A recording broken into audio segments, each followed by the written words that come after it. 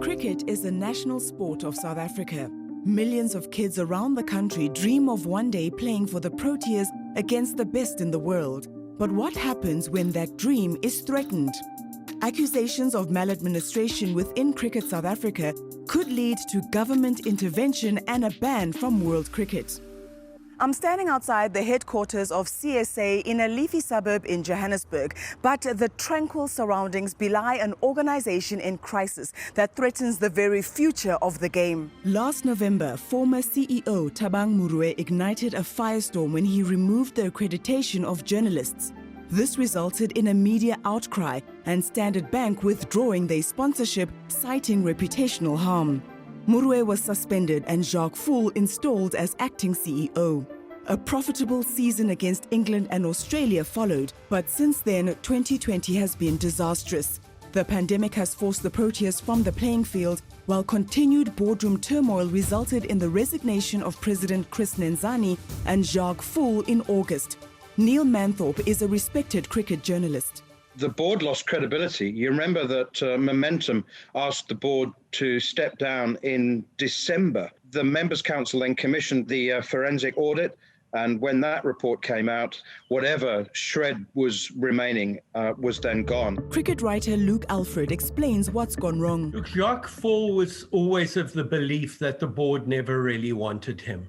You know, he tried to mend things. He wanted to keep momentum on board. There was a possibility that perhaps he would persuade Standard Bank to come back as a sponsor. Because, you know, the bottom line is cricket needs money from sponsorship and broadcast rights, and he was trying to do that. But I think there were interests behind the scenes that didn't buy into the reform initiative. In May, CSA announced the appointment of 3 new independent board members. One of them was Dr. Eugenia Kula Amayao, describing herself as a social entrepreneur and strategist with public and private corporate experience. This is her first foray into sports administration.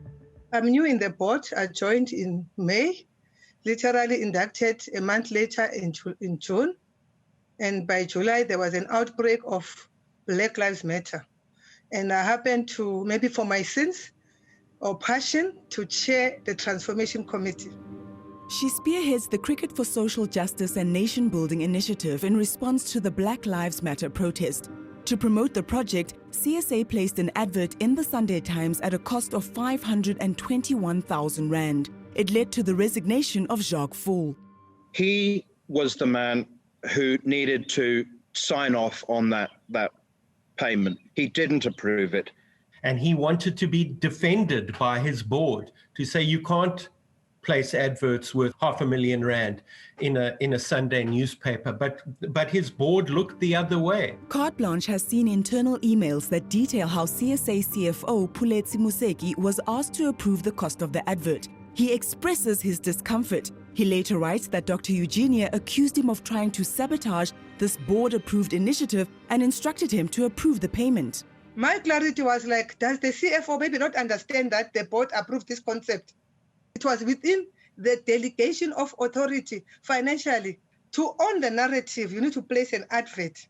You know, there are systems, procurement systems, you know, that are beyond reproach unless someone has authority. Hence now, with even what is happening, you can hold an executive accountable.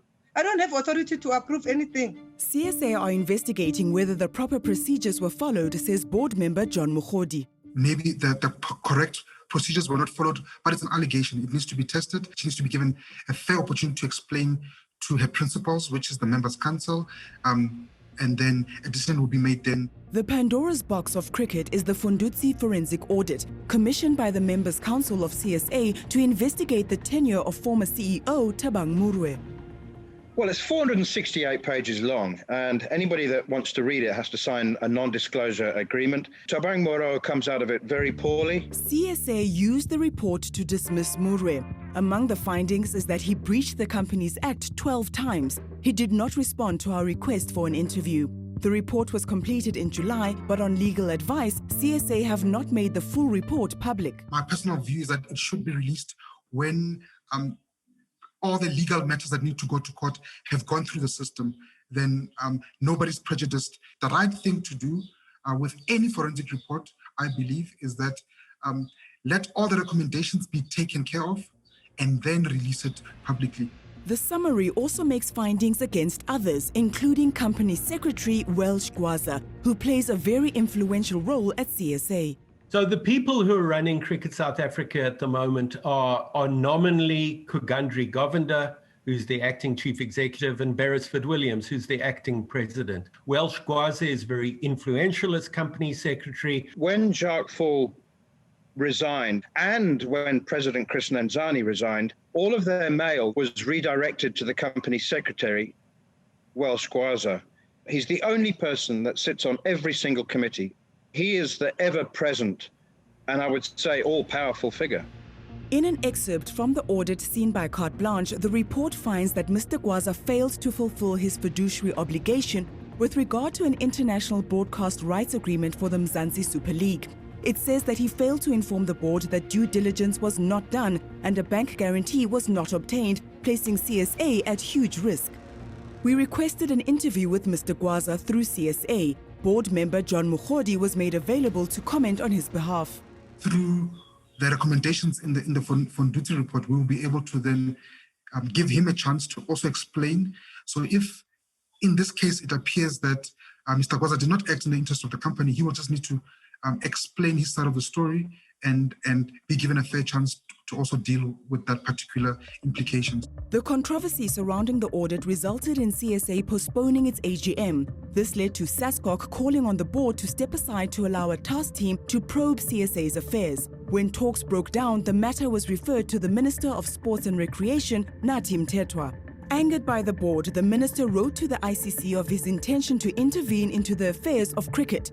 This could lead to the Proteas being suspended from international cricket with catastrophic consequences. He has given CSA until Tuesday to explain why he shouldn't take such a drastic step.